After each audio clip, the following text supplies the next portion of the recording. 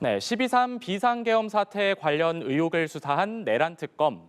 윤석열 전 대통령이 권력을 독점하기 위해 비상계엄을 선포했다는 결론을 내리면서 180일간의 수사에 마침표를 찍었습니다. 끌려다니지 않겠다는 강한 의지를 보여줬던 내란 특검팀의 박지영 전 특검보 만나보겠습니다. 어서 오십시오. 안녕하십니까. 예, 예. 네, 앞서 이제 말씀드린 것처럼 180일간의 수사 기간이 끝났습니다. 네. 이제 또 전 특검보라고 소개도 드렸고요. 네. 기분이 어떠십니까? 180일이라고 하는 시간이 길다면 길고 짧다면 짧을 수도 있는 기간이었는데 개인적으로 완전히 그것에 파묻혀 살았습니다. 그래서 시원하기도 하고 한편으로는 섭섭한 느낌도 들고요. 그러나 이제 수사가 끝났다고 해서 끝나는 것이 아니고 결국 이제 수사한 것이 재판을 통해서 확정이 될 때 이게 마무리가 되는 것이라서 네. 마음 한켠이 여전히 좀 무거운 측면이 없지 않아 있습니다. 네. 네. 시원섭섭했다고 네. 말씀을 해주셨는데 네. 그래서 그러셨는지 모르겠지만 최종 수사 브리핑 하실 때 울먹이셨던 모습도 제가 좀 기억이 나거든요. 네. 그만큼 우여곡절이 또 많았던 수사였을 것 같기도 합니다. 수사를 하면서 좀 어려웠던 점이 있다면 좀 어떤 점이 있었는지 또 어떤 마음으로 또 수사에 임하셨었는지도 좀 궁금합니다. 내란 특검 자체가 12.3 비상계엄의 진상을 규명하는 것을 목적으로 하고 있었습니다. 12.3 비상계엄이라고 하는 것이 역사적으로 너무나도 비극적인 사건이었고요. 이 비극적인 사건에 대한 진상을 규명함으로 인해서 향후는 절대 다시는 이런 일이 반복돼서는 안 된다라고 하는 관점에서 법의 엄중함을 또 보여줬어야 됐고 한편으로는 국민들이 엄중하게 질책을 해야 되는 그런 상황이었기 때문에 이러한 것이 잘 전달될 수 있도록 실은 역사적 사건의 경우에는 역사적 진실이라는 게 중요하고 네. 진실이 제대로 평가받기 위해서는 절대 치우쳐서는 안 된다는 생각이었습니다. 그리고 그 치우쳐서는 안 된다는 것이 국민들한테도 그대로 전달될 수 있어야 됐기 때문에 그런 부분에 대해서 가장 중점을 두고 임하지 않았나라는 생각이 듭니다. 네, 앞서도 말씀해 주셨지만 6개월이라는 시간이 좀 길다면 길 수도 있지만 이게 또 의혹도 워낙에 방대했고 수사 쟁점도 많았습니다. 그만큼 또 짧다고 느껴졌을 수도 있을 것 같아요. 또 수사를 하면서 이 180일이라는 수사 기간 좀 어떻게 느껴지셨나요? 다들 아시겠지만 그 내란 특검이 출범하기 전부터 실은 검찰, 경찰, 공수처 국가기관에서 한 6개월 정도 수사를 했습니다. 그리고 내란 우두머리 관련해서 윤석열 전 대통령을 내란 우두머리죄로 기소를 하고 김용현 전 장관 등 군경에서 관련 주요 사람들에 대해서는 수사가 거의 마무리된 상태에서 특검이 출발했습니다. 그리고 아시겠지만 특검 기간 중에 아주 전례 없이 수사 기한이 연장되기도 했습니다. 그래서 그 기간 동안에 저희가 의혹 대상 사건에 대해서는 최대한 수사를 하려고 했고, 근데 그 성과에 대해서 국민들께서 뭐 100% 만족은 하시기는 어려우실 거라는 생각이 듭니다.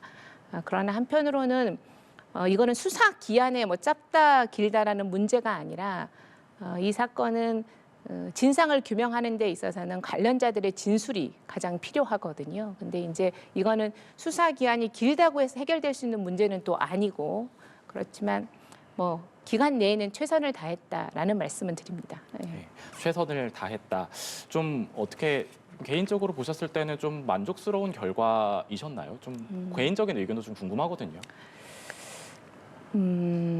그 만족스러운 결과라고 하는 부분에 대해서 수사라고 하는 것이 어떻게 만족스럽겠습니까? 왜냐하면 수사는 진실을 밝혀가는 과정이거든요. 그렇기 때문에 어떠한 수사든 이게 만족스럽다라는 표현은 조금 맞지는 않는 것 같고요. 다만 그 객관적인 사실을 저희가 확인하고 그러기 위해서 최선을 다했다라는 생각은 듭니다. 그리고 이 특검 수사를 통해서 저희가 나름의 또 의미 있는 성과도 거두었다라는 거는 있습니다. 그러니까 예를 들면 실은 이 내란 특검이라고 하는 것이 내란뿐만 아니라 외환 의혹에 관해서도 같이 수사가 이루어졌고 네. 내란과 달리 외환은 특검에서 처음부터 끝까지 다 수사가 이루어진 상황이었습니다. 네. 그래서 외환 의혹에 관해서는 저희가 계엄 여건을 조성하기 위해서 남북 간 무력 충돌을 자칫 일으킬 수 있는 그런 비정상적인 군사 작전을 통해서 우리 군사적인 이익을 해했다라고 하는 관점에서 일반 이적죄로 기소한 거는 내란 특검에 있어서 좀 가장 큰 성과라고 보이고요. 다만 일부 이 부분에 대해서는 외국과의 통모를 밝히지 못했다라고 표현을 하시는 분들이 있습니다. 네, 네. 그러나 저희는 그 의혹에 대해서는 이게 의혹이 사실 그러니까 의혹 재체적으로 규명이 되는 것이 수사의 성과가 아니라 없다는 것도 밝히는 것도 가장 큰 성과라고 생각을 합니다. 그래서 외국과의 통모 부분에 대해서는 저희가 의혹을 해소했다라고 저희가 평가를 하고 있습니다. 네. 어쨌든 의혹에 대한 수사를 하면서 의혹이 없다는 결론을 내는 것 또한 이제 수사의 결과물이고 이제 수사의 이런 어떤 모습이다라는 이제 말씀을 해주셨습니다. 네. 그래서 이제 이런 어떤 성과를 발표를 하시면서 좀 정량적인 수치를 보면 우선 27명이 기소가 됐고 또 249건 중에 215건의 사건이 처리됐다 이렇게 말씀을 하셨어요. 뭐 물론 뭐 외환죄에 관련한 이런 혐의점을 밝혀냈다는 것도 자평을 해주셨지만. 이런 점들 외에도 좀 이 내란 특검에 있어서 가장 의미 있는 성과가 뭐 어떤 점이 있다고 보시는지도 궁금하거든요. 비상계엄의 실체를 밝혀내는 건 너무나도 당연한 기본이었고요. 저희 나름의 이 내란 특검의 성과라고 한다면 대통령제 국가에서는 대통령의 권한을 견제할 수 있는 여러 가지 헌법적 장치가 있습니다. 근데 이제 그런 부분에 있어서 실은 행정부 내부적인 견제 장치인 뭐 국무회의라던가 그다음에 부서 제도라던가 문서주의 이제 이러한 제도를 다시 한번 저희가 재확인을 하고 이제 행정각부의 장관이 행정각부의 장으로서 대통령의 명을 수행하는 거에 그치지 않고 견제할 수 있는 국무위원회 자격도 가지고 있는데 사실상 권한에 대해서만 치중을 했고 그 부분에 대한 헌법적 책무에 대해서는 크게 생각하지 않은 게 지금의 현실이라고 보여지거든요. 그런데 이번 수사를 통해서 그런 부분에 대해서 헌법적 책무를 확인을 하고 이 헌법적 책무를 다하지 않은 것이 형사적인 책임까지 연결될 수 있다라고 하는 점에서는 과거에 대한 진상 규명을 뛰어넘어서 현재 그다음에 더 나아가 미래에 있어서 이 역할을 해내신 분들한테 중요한 기준을 제시해 준 거라는 점에서 나름의 성과가 있었다라고 생각을 합니다. 예. 네, 이제 국무위원들의 헌법적인 책무와 네. 관련한 이제 네네. 성과가 있었다 이런 네네. 것들을 국민 앞에 재확인시키는 네네. 이런 어떤 과정이 또 내란 특검에 굉장히 의미 있는 점이었다고 자평을 해주셨는데 사실 어떻게 보면 또 이 국무위원들을 근데 또 이제 구속영장을 청구하는 과정에서 네네네. 사실 근데 이 국무위원들에 대한 이런 어떤 많은 구속영장이 기각이 되기도 했었거든요. 이런 부분 때문에 또 어떻게 보면 또 무리한 영장 청구가 아니었느냐, 또 이제 국무위원들에 대한 뭐 처벌이 어떻게 이루어지는 거냐, 굉장히 이제 논란도 많았고 이제 말도 많았습니다. 이 부분에 대해서는 좀 아쉬움도 있으셨을 것 같은데 어떠셨습니까? 무리한 영장 청구였다라고 하는 점에서는 지금도 수긍하기 어려운 측면이 있습니다. 네. 동의하기 어려운 거고요. 다들 아시겠지만 12.3 비상계엄이라고 하는 거는 그걸 통해서 우리 국민들이 입었던 어떤 정신적인 피해라고 하는 건 이루 헤아릴 수 없고 그로 인한 경제적 피해도 그거는 정말 경제적 가치를 환산할 수 없을 정도입니다. 그런데 그 지위, 그러니까 영장이 기각되신 분들이 본인의 지위에서 본인의 다 역할을 다 했다라고 하면 충분히 막을 수 있었던 사안이었습니다. 네. 그리고 비상계엄이 해제를 조금이라도 빨리 또 해제시킬 수도 있었고 만약에 그분들이 제 역할을 다했다라고 하면 이 비상계엄 선포 이후에 이것을 해결하는 과정도 상당히 달라졌을 거라고 생각을 합니다. 그런 관점에서 그 범죄의 중대성은 상당하고 그리고 그분들이 가지고 있는 지위 자체가 사실상 구속 수사를 하지 않으면 증거인멸의 우려가 있다는 점에 대해서는 이견이 없습니다. 네. 왜냐하면 구속 상태가 아니고 여전히 사회적 지위를 가지고 계시는 분들이고 그 지위가 유지되는 경우에 있어서는 사실상 쉽게 말을 하기 어려운 측면이 있거든요.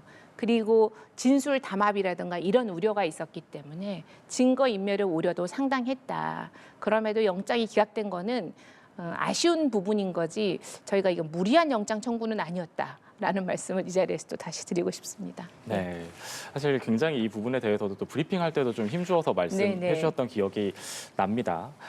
이 부분과 더불어서 이제 어떻게 보면 윤석열 전 대통령이 한번 구속 취소 결정이 났었죠. 네. 이 부분에 대해서 즉시 항고를 포기했던 심우정 전 검찰총장 관련 의혹, 그리고 노상원 전 국군정보사령관의 내란 목적 살인 예비 음모, 이 사건의 결론을 내지 못했다. 이 부분들도 최종 브리핑 이후에 좀 많은 지적이 있었던 것 같습니다. 네. 이 부분에 대해서는 또 어떻게 평가를 하고 계십니까? 국민들께서 충분히 그렇게 생각하실 수 있는 부분이라고 생각합니다. 근데 즉시 항고 포기와 관련돼 있는 부분은 사실상 사실관계를 다 확인은 했습니다. 네. 다만 전례 없이 이번 내란 특검 같은 경우에는 기존의 수사팀에서 기소한 사건의 공소유지도 다 담당하면서 그 팀이 다 내란 특검에 들어와 있습니다.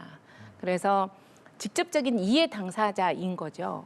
그런 상황에서 저희가 어떤 결론을 내면 그건 공정성 시비에 논란이 있을 수 있다라고 해서 이걸 이첩하게 된 거고, 노상원의 그 내란 목적 살인 예비 같은 경우에는 저희도 아쉬운 점이 있습니다.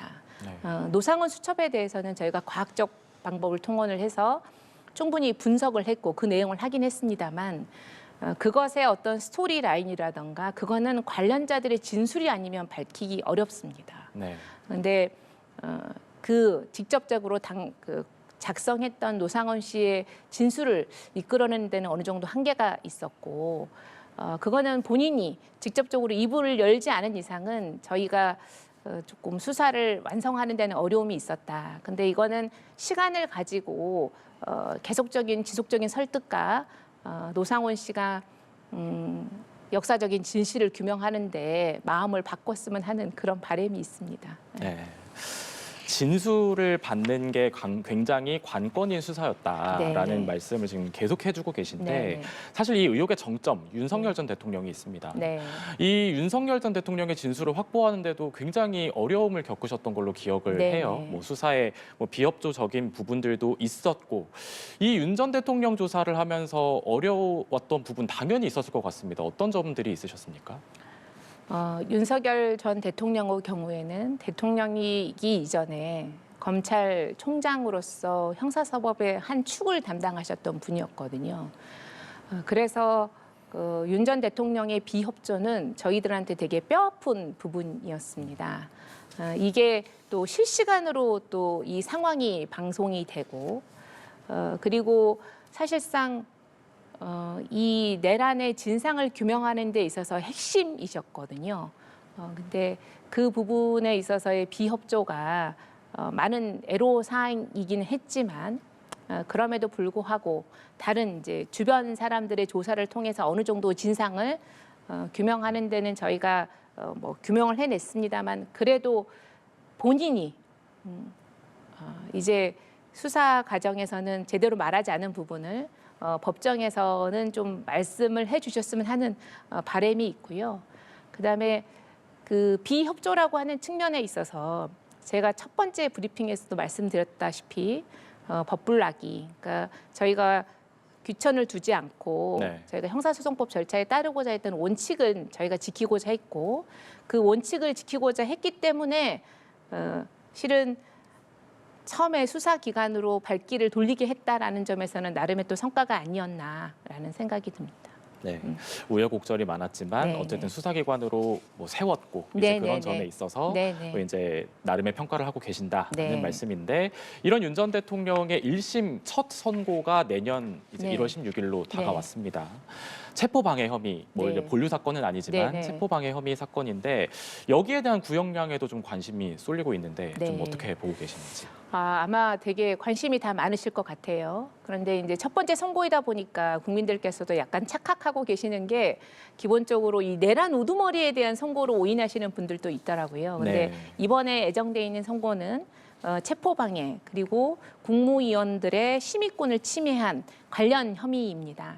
그래서 그 부분에 대해서도 그 부분에 대한 구형도 이제 저희가 구형을 해야 되는데 실은 국무위원회 심의권을 침해하고 체포방해라고 하는 것이 대통령의 지위를 고려할 때 그 죄질이 결코 가볍지 않습니다.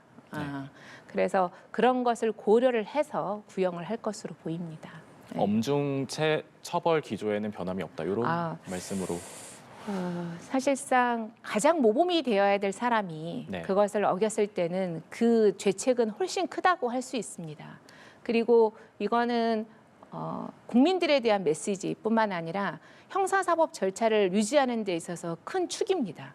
그러니까 법원이 발부한 영장을 거부하는 거거든요. 그렇기 때문에 그것에 대한 엄중함을 보이지 않는다면 우리나라의 질서가 무너지는 것이라고 보여집니다. 이제 그런 관점을 고려해서 구형을 하게 되지 않을까라는 생각이 듭니다. 네, 한번 이 결과도 좀 한번 지켜봐야 되겠고요. 네. 한편 이제 본류 사건이라고 할 수 있습니다. 이제 내란 우두머리 혐의 네. 재판도 1월 초 마무리 전망이 나오고 있는 상황이에요. 근데 이제 이거는 법정형이 좀 굉장히 높은 네네. 범죄 혐의이기도 하잖아요. 이거를 둘러싼 구형에도 굉장한 국민적 관심이 있을 것으로 보입니다. 이 부분은 어떻게 보고 계세요? 다들 아시겠지만 내란 우두머리 범죄 같은 경우에는 법정형이 사형 또는 무기징역입니다. 그러니까 둘 중에 하나를 선택해야 되는 거죠. 네. 그런데 이 내란 우두머리 범죄의 피해자는 국민 전체입니다. 그래서 이거는 사실상 내부적인 논의도 필요하겠지만 사회 각층의 국민들의 의견을 수렴하는 절차도 좀 필요하지 않을까. 그런 걸 총 고려해서 구형을 하게 될 것 같습니다. 국민 의견 수렴 절차라고 하면은 좀 어떤 방법이 있을까요? 다양하게 이제 저희 그 수사하는 사람의 입장에서는 좀 다양한 채널을 통해서 의견을 수렴하는 절차를 좀 가져야 될 것 같습니다. 근데 이제 저희가 구형을 하면서 그런 걸 뭐 공개적으로 하기는 좀 어렵지만은 좀 다양한 분들의 의견을 수렴할 수 있도록 저희가 노력을 해야 될 것 같고요. 기본적으로 피해자의 의사가 되게 중요합니다. 그렇죠. 근데 내란의 피해자는 국민 전체이기 때문에 국민 전체 피해를 회복할 수 있는 그런 구형이 이루어질 수 있도록 해야 되기 때문에 아마 지금 뭐 정해진 절차는 없지만 다양한 방법을 강구하고 있지 않을까라는 생각이 듭니다. 아무래도 이 내란 혐의 자체에 대한 그런 어떤 특징 때문인 것도 있을까요? 이런 어떤 국민 의견 수렴을 함에 있어서 그런 것들이 고려됨에 있어서 이런 네. 혐의의 특징도 좀 있는 건지도 궁금하거든요. 당연합니다. 당연히 왜냐하면 우리가 어떤 범죄에 있어서는 누가 어떤 피해를 입었는지 피해자의 의사가 제일 중요하잖아요. 네. 그런 관점에서 내란 사건이라고 하는 것 자체는 국민이 피해자였고 국민들의 감정을 고려하지 않을 수가 없습니다. 그래서 그런 부분을 당연히 감안해서 구형이 이루어지지 않을까라는 생각이 듭니다. 네, 뭐 수사 결과와 함께 이제 이런 또 국민들, 이제 피해자인 국민들의 네네. 의견도 이제 고려하는 그런 절차를 네네. 밟을 예정이다. 네, 이제 그런 밟아야 되지 않을까라는 생각이 듭니다. 예, 지금. 검토가 구체적인 아직 절차가 확정이 되거나 이런 건 아닌데요. 예. 충분히 그런 식의 절차는 좀 필요하지 않나라는 네. 생각이 듭니다. 알겠습니다. 또 이제 최종 수사 결과 밝히면서 논란이 됐던 것 중에 하나가 이제 윤 전 대통령 배우자 김건희 씨 관련 내용입니다. 계엄에 개입했다라는 설이 계속 나오고 있었고 이 의혹을 특검도 수사를 했지만 결론적으로는 사실이 아니다 이렇게 결론을 내셨어요. 이 배경에도 좀 관심이 모이고 있는데 어떻게 좀 설명해 주실 수 있을까요? 김건희 여사의 관여에 대해서는 모든 사람의 관심사였습니다. 네. 그리고 저도 처음에 특검보로 합류할 때 당연히 이것은 규명돼야 할 의혹이다라고 생각을 했고요. 네. 근데 이제 저희가 수사한 내용에 대해서는 그 부분에 대해서 이제 의혹을 가졌지만 그 의혹이 저희가 생각하는 방식이 아니라 당연히 왜냐하면 지금 뭐 속칭 그 김건희 특검을 통해서 나타나고 있는 여러 가지 정황들을 보면 분명히 개입했을 거라는 생각을 당연히 했었을 것으로 보입니다. 네. 그래서 저희도 사실상 그런 선입견이 없지 않았습니다. 네. 그래서 수사 과정에서도 그런 부분을 예의주시하려고 했고 관련자들의 진술도 그런 관점에서 다양하게 검증을 했습니다. 예. 그러니까 관여하지 않았다는 진술을 믿기 어렵잖아요. 그렇기 때문에 그 진술을 교차 검증하기도 하고 했지만 그게 관여한 사실관계는 저희가 밝힐 수가 없었습니다. 그렇기 때문에 그러한 경우에는 우리가 의심은 했지만 그걸 입증할 만한 증거가 없다라고 하면 그것이 없다라는 것도 밝히는 것이 책임 있는 자세라고 생각을 했습니다. 그래서 저희가 발표를 하게 됐고 결국 형사 책임은 증거에 의해서 이루어지는데 수사 과정을 통해서 수집한 객관적인 자료로서는 그걸 입증하기 어려웠다. 그러나 그것에 대해서 원치 않는 결과라고 해서 그것을 또 저희가 아무 말도 하지 않는 것도 이거는 아까 제가 처음에 말씀드렸던 진실은 치우쳐서는 안 된다는 관점에서도 좀 반하지 않는가. 그리고 이건 책임 있는 자세로서는 의혹이 아닌 거는 아니라고 말을 해줘야 된다라는 관점에서 말씀을 드렸는데 그렇습니다. 그리고 뭐 제가 개인적으로 이것을 설명하는 과정에서 정황적인 걸 설명하는 그런 멘트가 너무 회자되기도 해가지고요. 네. 저 스스로도 약간 조금 난감하기도 했는데 네. 결국은 그거는 하나의 정황적인 것에 불과했고 저희가 이제 파악한 객관적인 자료에 의해서 좀 확인하기 어려웠었다라는 말씀을 다시 한번 드립니다. 네. 네. 마지막으로 이제 앞으로 지금의 근황 또 앞으로의 목표 이런 것들도 좀 궁금해하시는 분들도 많을 것 같아요. 마지막으로 어떠한 이제 목표를 갖고 계시는지 말씀 부탁드리겠습니다. 뭐 실은 특검보 생활 동안 파묻혀 있었고요. 특별히 이 사건의 특검보로 처음에 임할 때부터 이 사건 역사적인 사건에 대해서 같이 한다는 그런 어떤 개인적으로는 약간 영광스러운 측면도 있었는데 뭐 그거 이외에 이것이 끝나고 난 다음에 새로운 목표나 뭐 계획이 있는 건 아닙니다. 네. 지금은 이제 변호사로 다시 돌아가야 되고요. 변호사로서 저하고 마주하는 사람들에 대해서는 진심과 최선을 다해야 된다라는 것에 대해서는 그 생각만 하고 있습니다. 그리고 뭐 특별히 이걸로 달라질 것은 없을 것 같고 다만 특검보 생활을 하면서 워낙 그 헌법적인 기준을 국민들 상대로 이야기를 했기 때문에 삶을 살아감에 있어서는 제가 내뱉은 말에 대해서는 저도 그 기준을 지켜야 된다 네. 이런 생각은 하고 있습니다. 네, 앞으로의 활동도 응원하겠습니다. 네, 지금까지 박지영 전 내란 특검보와 이야기 나눠봤습니다. 오늘 말씀 고맙습니다. 네, 감사합니다.